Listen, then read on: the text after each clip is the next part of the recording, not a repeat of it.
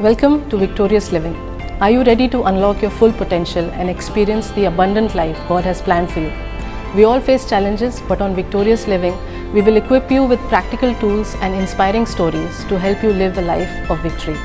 Let's prepare ourselves to learn something new today. Before we jump in, let's spread the victory. Share this video with someone who needs a fresh perspective. You were created for greatness. Let's dive in and discover how to live a life of victory.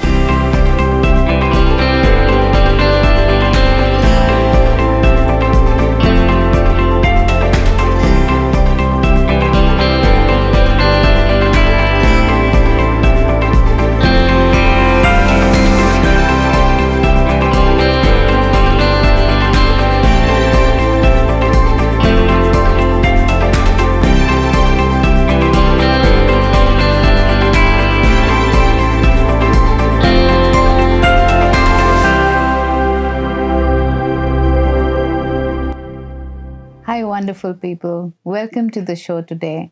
This is known as Victorious Living. Why? Because you need to live victory. You should live in victory because God has organized everything. He has given us everything for life and godliness so that we can live in victory. But most of the time, we are unaware of what God has already given to us.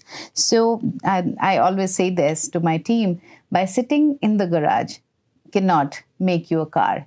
Right? No matter how long you sit there. So I have a wonderful guest. We are going to talk about how you're chosen for the kingdom, wherever you are placed for such a time as this. It's going to be a very nice, intense discussion. So get your paper and pen, write down a few points that you may feel in your spirit. So I believe that there should be a plan, there should be preparation, there should be perseverance in the way, and then you can fulfill the purpose of God. So without wasting any more time, we welcome you, Regi. Thank you for coming to the show today. And would you just quickly introduce yourself? Yeah, my name is C Regi Rodgers, and I am known in the relationship world as the #1 relationship coach, and I give dating from an expanded conscious perspective. Let me just explain what expanded conscious perspective is, because I think it'll help us today and where we're going. Expanded conscious perspective just simply means I empower people to not focus on what's missing, but I empower people to focus on what they intend to create. So therefore, you become intentional. So it's the attention that garners the intention.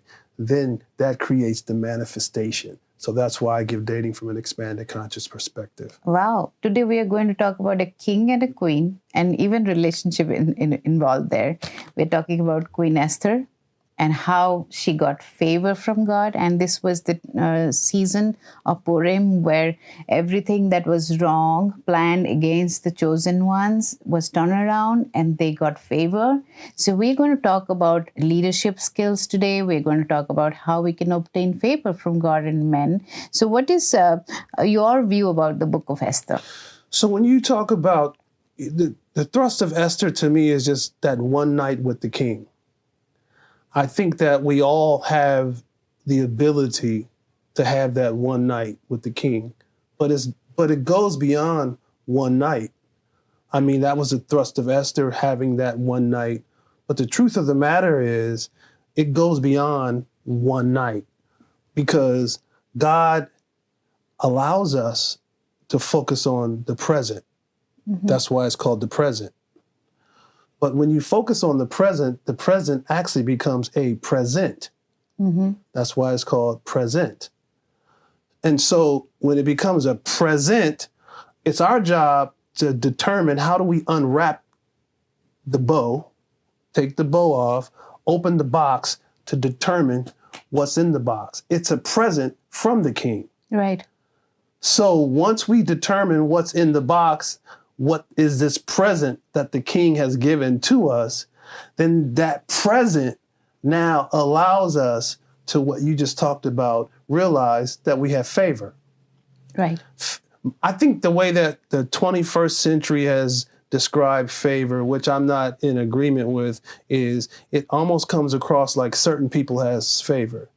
But the truth of the matter is, all of us are favored. Why? Because the scripture teaches that God is not He's not he's not a respecter of persons, so therefore he doesn't play favoritisms. Yes. So that means all of us have favor if he's not a respecter. And the scripture also teaches that he allows it to rain on the just as well as the unjust. Yes. Right? So he doesn't play favoritism. So he doesn't have favorites. So therefore we all have favor.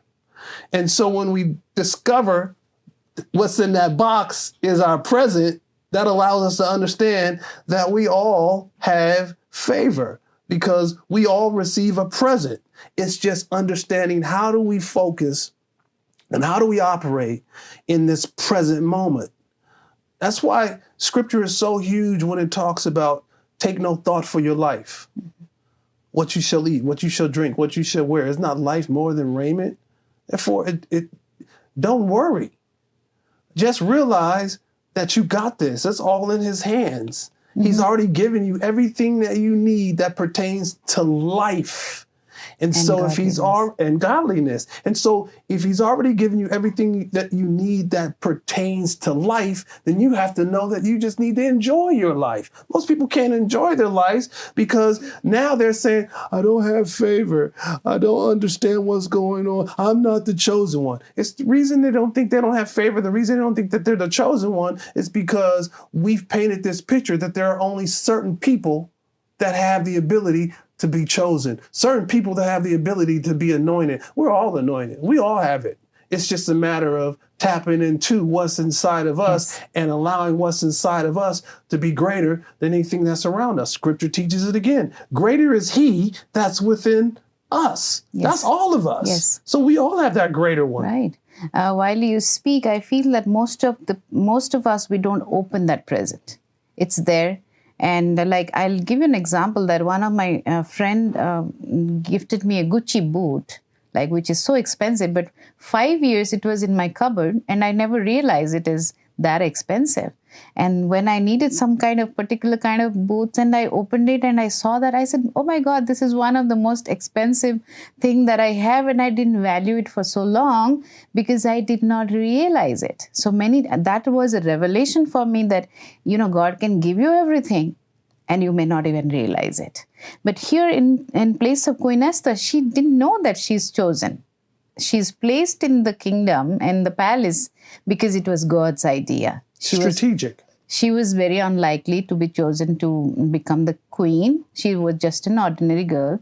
And now she's suddenly a queen, but she doesn't know what is her responsibility. So Mordecai comes in the picture to make her realize that you're chosen. So what would you say to all those ministers, volunteers who are watching us today? How can they plan? How can they prepare for their calling? Like what they are given with, the gift or the present that God has given us for this time, for this season, for this life? I'm going to take it in a whole different direction than you probably thought I would take it in, because one of the things that is important to me, and my dad told me this a long time ago, and as a young person, I didn't realize it, but as I got older, it made tons of sense. My dad said, you can't mess up at something if you're not doing something. So that just simply means is people are afraid to mess up. As you just said, Esther didn't understand her call. She didn't understand why she was there. Here comes Mordecai to give her some instruction. Advice, and as you said, some advice as it relates to what her purpose was. Yes. Okay, so in determining our purpose, a lot of times we're going to mess up. But when we mess up, sometimes it's how we talk to ourselves that allows us to get to the next level. If we say, I am a mess up. That's all I ever do is mess up. I'm getting sick and tired of messing up. We're going to continue to be that because that's the conversation that I've had with myself. You said something earlier, too, about putting yourself in the council of wise advisors. Yes. When you allow yourself to be in the council of wise advisors, they'll realize that you're going to mess up because none of us are created to be perfect people. Right. We're created to be people that's in a process of becoming who we're called to be. That's the process. A process is, I'm not there yet, but I'm closer today than I was yesterday. And I'll probably be closer tomorrow as long as I stay in the process. And so when we come to God, that's what he does with our soul. Our soul is in the process of being saved as we live. Our soul is in that process. And so Our bodies are in a process too. Our bodies are in a process of being saved as we live. But our spirit, as we know scripture, the scripture teaches that our spirit is saved at the moment that we say we want to connect and be one with God. Right. Our spirit is saved at that point. But here's the problem. There's the challenge is the soul is still in the process. Yes. So therefore I'm not perfect. So therefore I'm gonna mess up. Yes. But I can't mess up at something if I'm not doing something. So since I'm still in this process, I can't base what I do off of what people think or what people say. That's where we deter. That's where we are now. We shrink back because we're wanting to be the applause of the people. The only person that we have to be worried about getting the applause from is the person who created us to be who we're created to be. Yes. That has to do with your personal relationship. Yes. And here we see that Esther actually decided to mess up because she's approaching the king without being invited. So she may even lose her head. So she goes in fasting and prayer and meditation and seeking God, what to do in this situation. And she approaches. What if she doesn't approach? That means we must do it afraid, right? Just because we may make mistakes, we can't stop working. No. Yeah, we may make mistakes, we may fail, we may just fall down and somebody like my friend can come and pick us up and then we run again. So she approaches the king, she may even lose the head, but she finds favor. So tell us how to find favor with friends, with families, and if we are in business, and how do we find favor from people? Thank you for joining us today, and I hope you were blessed by this message. Let's use this encouragement to spread hope and light, not only in our own lives, but also in our families and communities.